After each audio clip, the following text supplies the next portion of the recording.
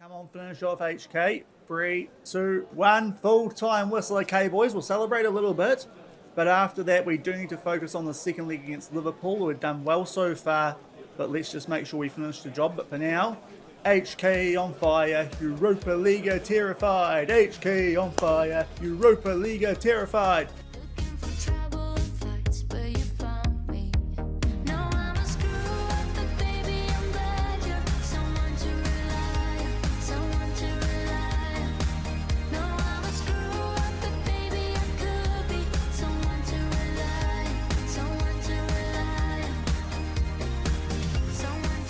Hello everyone and welcome to episode number 184 of Husavik Heroes here on Shaun Does FM. I hope you are doing well and coming up.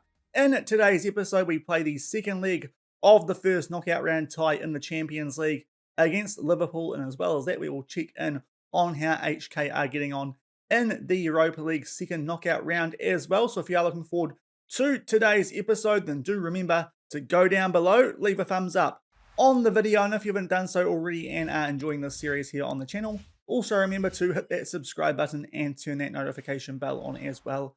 It is greatly appreciated. But we'll do a preview of the second leg against Liverpool and check in on the other scores from the second legs in the other Champions League ties shortly. If you missed that first leg in yesterday's episode at Anfield, episode which also included a little bit of transfer business, I'll leave a link to that one over in the top right corner. But before then, HK have completed their second knockout round in the Europa League, so we can give you guys an update on what did happen in that tie against Panathinaikos. And HK continue to do very well in the Europa League, as you probably will be able to tell by that intro for today's episode. They won the first leg there 2-0 in Iceland, so we're in a strong position off the back of that, and then finished the job with a 1-1 draw in Greece. HK are through to the quarterfinals of the Europa League off the back of a 3-1 aggregate win, and we do already have the quarterfinal draw for this season's Europa League, and things do start to get a little bit tougher for HK from this point on, because if we go forward, you can see the options there in terms of potential opposition. The other teams who did win their ties, I think it's fair to say most teams probably will be looking forward to playing HK based on their reputation, and they are taking on Leicester City, so it's going to be interesting to see how HK do get on against those guys during the next episode, provided that we actually get past Liverpool in the second leg of this first knockout round of the Champions League. But great stuff so far from HK in the knockouts of the Europa League. They are through to the quarterfinals, taking on Leicester City. As I said, might get tough from here, but they've done a pretty good job to make it this far after they couldn't get out of their Conference League group in the last European season. But we are about to pick up where we left off at the end of yesterday's episode. That good 2-0 win away at Anfield. Off the back of that, just 2 games now dealt to a card group to wrap up top spot in that one. 6-0 at home against Keflavik. That made sure that we were already going to qualify top out of that group and make the semi-finals. And off the back of that, we did beat Lania by a scoreline of 9-0, albeit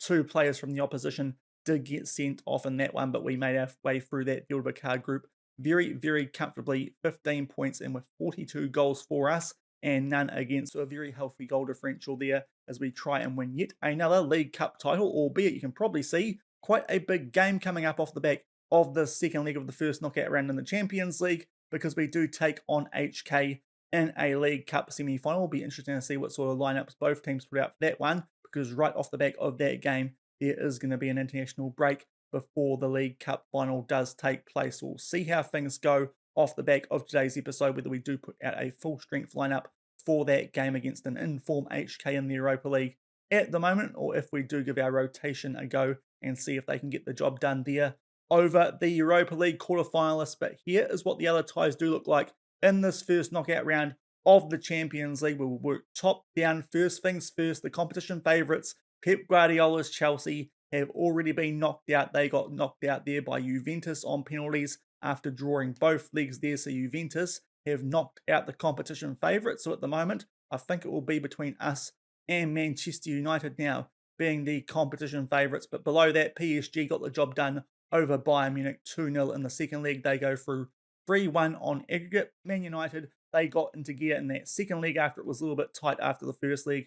They go through 4-0 over Porto, and Real Madrid absolutely wiping the floor of Sporting in the second leg by a scoreline of 7-1 and 9-1 on aggregate. We go down now to the bottom bit. Manchester City from our group have been knocked out by Barcelona. So yet again, one of the other competition favourites are gone there 1-0 on aggregate. And as well as that, Sevilla win that tie against Cologne by a scoreline of 2-1 off the back of a 1-0 win in their second leg. Milan take a 1-0 lead into their home tie against Hertha Berlin. And of course, we take a 2-0 lead to my arena against Liverpool. So that is what things do look like before we play this last match day of the first knockout round. Liverpool should be pretty similar to how they were in yesterday's episode. Obviously, that was a really good result at Anfield. All we need to do here is just not play absolutely terribly, and hopefully we can get the job done and make our way through to the quarterfinals yet again. But we've got no injury concerns going into this one. We have made one change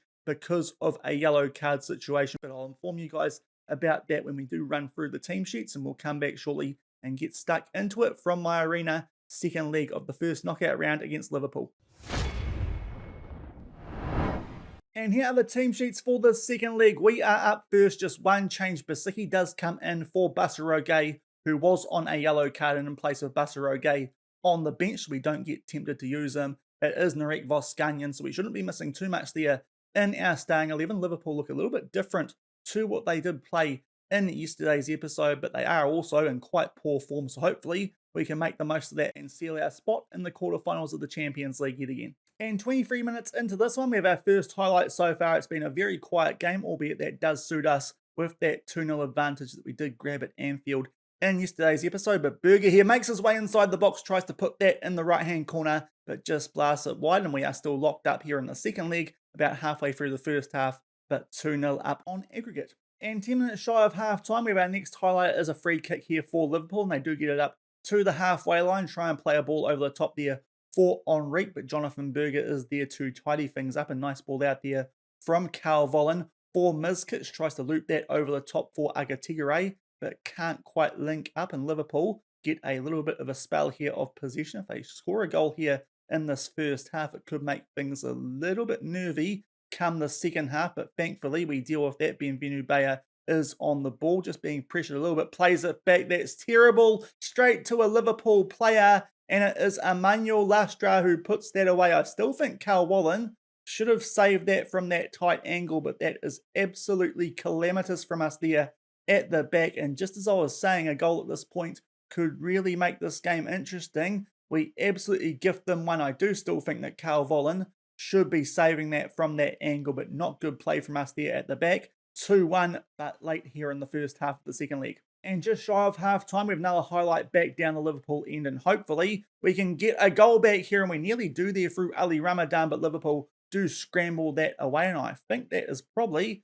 going to be half-time here, 1-0 Liverpool. They haven't offered much in this game. We've certainly gone on top of them in the second part of that first half, but we did somewhat gift them that goal that they did get through both Bienvenu Bayer and through Carl Vollen. Radenko Krolo not on a great rating, but for now I think we'll leave him out there, tell the boys that we do need to do a bit better, and hopefully we can hold on here in the second half, 2-1, as we get things back underway. And up to the hour mark so far, no highlights in the second half, which might actually not be the worst thing off the back of what happened in the first, but we are going to make our first substitution. Radenko Krolo hasn't quite got above a 6.5, so Pedro Lemos will come on for him for this last half hour. Still up 2-1 on aggregate. And we've gone for about 5 minutes off the back of that first substitution. We are going to make our remaining two because both Alain Basicki and Lassana Doumbia are down to red hearts. The first change quite easy. Bruno Costa does come on for Doumbia with no Bussero Gay for this one though. That does make things interesting. I think we will bring on Richard Waswa. He can go to centre back, and Ali Ramadan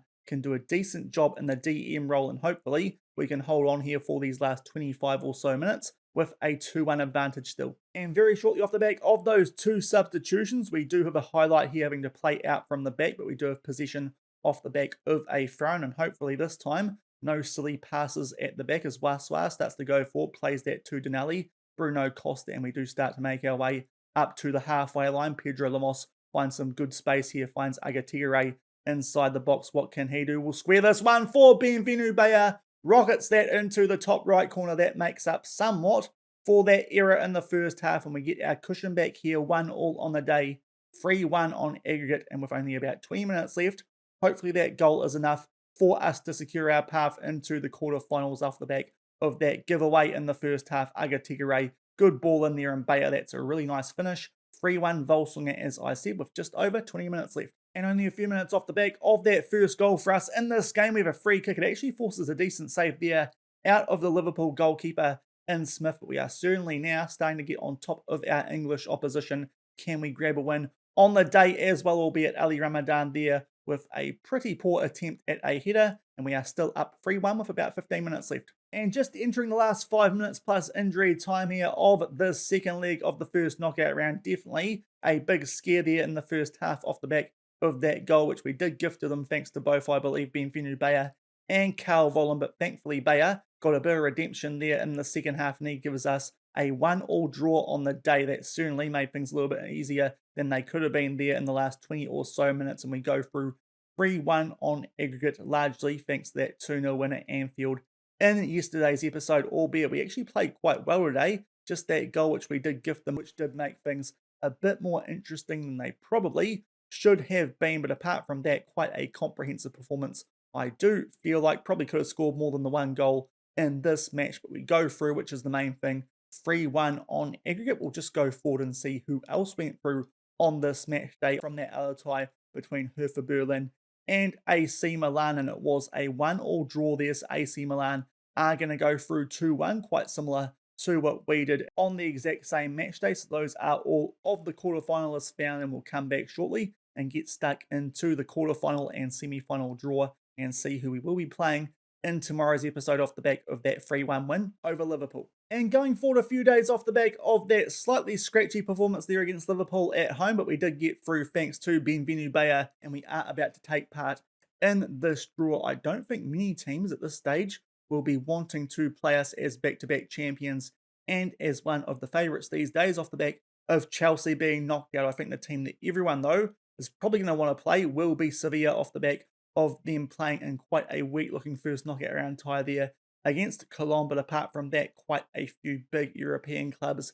as you do expect at this stage of the Champions League. But we'll get through the draw. First out of the hat are Paris Saint-Germain. We've bet them a few times over recent years, I do believe, and they are taking on Real Madrid. So that is a big tie there for the quarterfinals, albeit at this stage of the competition. Most of the ties are quite big. Next out of the hat are Juventus. It's been a fair while since we have played Juventus in the Champions League, and that is who we get. So we take on the team which did knock out the competition favourites there in the first knockout round. We'll have a look at those guys shortly off the back of the rest of this draw, as well as the semi-final. Next out of the hat is Barcelona. They will be in an all-Spanish tie as they take on Sevilla. So you probably favour Barcelona to be making their way through to the semi-finals, and the last tie is going to be between Manchester United and AC Milan. So those are the quarterfinals. We are taking on Juventus in tomorrow's episode, and now we'll just see if we can get past Juventus, who we will play in the semi-finals. First up out of the hat are Barcelona or Sevilla. That would be quite a nice tie for us, I believe, because we've got recent history in beating Barcelona, and I'd like to think we can get the job done over Sevilla if they do make it that far. But they are playing the winner of PSG or Real Madrid. So at least if we do make the final this season, it won't be against Manchester United, because we might have to beat them in the semi-final, because if we do get past Juventus, we will play the winner of AC Milan and Manchester United. So that is our path to the final done now. We take on Juventus in the quarterfinals. They currently find themselves second in Serie A, 6 points behind AC Milan. So we've probably actually got the weaker of the Italian teams there based on what the domestic table does look like. But a quick look at our opposition for tomorrow's episode. They are managed by Zinedine Zidane these days. They've still got the likes of Matthias de Ligt in their squad. Not too sure